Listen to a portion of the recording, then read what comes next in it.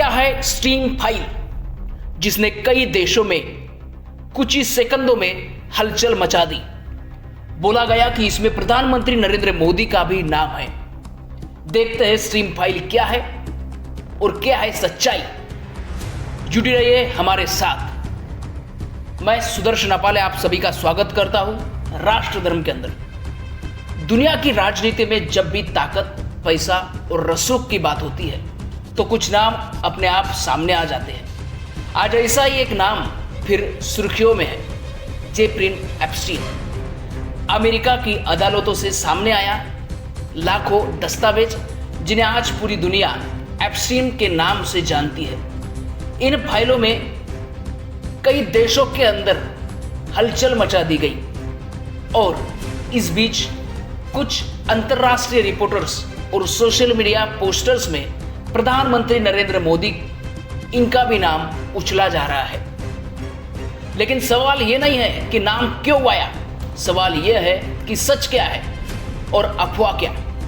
Epstein file America के एक financer था, जेफरी एप्स्टीन, ये उसका पूरा नाम, जिसे नाबालिग के यौन शोषण और मानवीय तस्करी जैसे गंभीर अपराधों में दोषी पाया गया। 2019 में जेल में उसकी संदिग्ध मौत के बाद अमेरिकी न्याय व्यवस्था पर भारी दबाव बना कि उससे जुड़ी सभी दस्तावेज सार्वजनिक किए जाए और इसी के बाद सामने आए लाखों पन्ने की रिकॉर्ड, हजारों ईमेल, नोट्स, संपर्क सूचनाएं और एप्स्टीन की निजी टिप्पणियां। यही सब मिलकर कहला गए एप्स्टीन फाइल। लेकिन एक सच्चाई यह समझना बेहद जरूरी है कि यह जो फाइल है, यह फाइल न किसी अदालत का फैसला है, न ही किसी के खिलाफ आरोप तय करने वाला दस्तावेज। यह सिर्फ एक रिकॉर्ड है जिसमें सच भी हो सकता है और एक दोषी अपराधी की कल्पना भी।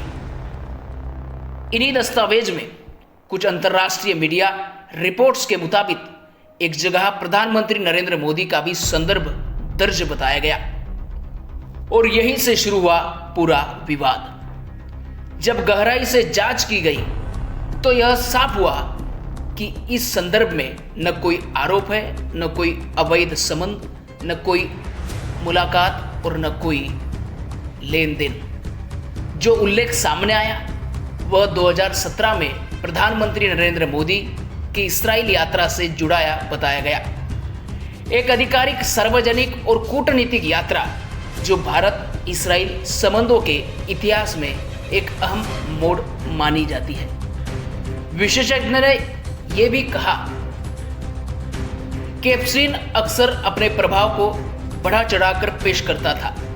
उसकी कई ईमेल और टिप्पणियां आत्मप्रचार, भ्रम और कल्पना का हिस्सा भी हो सकती है। इसी वजह से एप्स्टीन फाइल में दर्ज हर बात सच मानना लेना भी एक खतरनाक मुद्दा हो सकता है। इस पूरे विवाद पर भारत सरकार ने बेहद स्पष्ट और कड़क रुख अपनाया। विदेश मंत्रालय ने साफ किया कि प्रधानमंत्री नरेंद्र मोदी का नाम केवल एक आधिकारिक विदेशी यात्रा के संदर्भ में आया है। बाकी दावे एक दोषी अपराधी की मनगढ़ंत और बेबुनियाद बातें हैं जिनका कोई तथ्यात्मक या कानूनी आधार नहीं है। सरकार ने दो टूक कहा कि प्रधानमंत्री मोदी का जेफरीन एप्स्टीन से न कोई संपर्क रहा, न कोई निजी संबंध और न ही कोई जांच या मामला मौजूद है। अंतर्राष्ट्रीय मीडिया और अमेरिका कानूनी विशेषज्ञ ने भी यही मानते हैं कि किसी दस्तावेज में नाम होना इसका मतलब उस व्यक्ति पे दोष सिद्ध होने के बराबर नहीं होता है। रिकॉर्ड का मतलब अपराध नहीं होता है। भारत में इस मुद्दे पर राजनीतिक बयानबाजी शुरू हुई, लेकिन अब तक कोई सबूत, कोई केस और कोई कानूनी कार्रवाई सामने नहीं आई। तो जब पूरी तस्वीर सामने आती है तो सच बिल्कुल साफ दिखता है। एप्स्टीन फाइल अंतर्राष्ट्रीय दस्तावेज को एक संग्रह है, इनमें कई नाम हैं, लेकिन नाम होना अपराध नहीं होता भाई। प्रधानमंत्री नरेंद्र मोदी के खिलाफ इन फाइल में कई आरोप कोई जांच और कोई प्रमाण मौजूद ही नहीं है। आज के डिजिटल दौर में सबसे बड़ा खतरा है कि अधूरी जानकारी को पूरा सच बना देना। लोकतंत्र में सवाल पूछना जरूरी है, लेकिन बिना सबूत आरोप लगाना यह उतना ही खतरनाक है। और इसीलिए जरूरी है कि हम अफवाह और तथ्य में फर्क करें और सच को शोर में खोने न दें। आप इस पूरे मामले को कैसे देखते हैं? अपनी राय जरूर बताएं कमेंट बॉक्स में।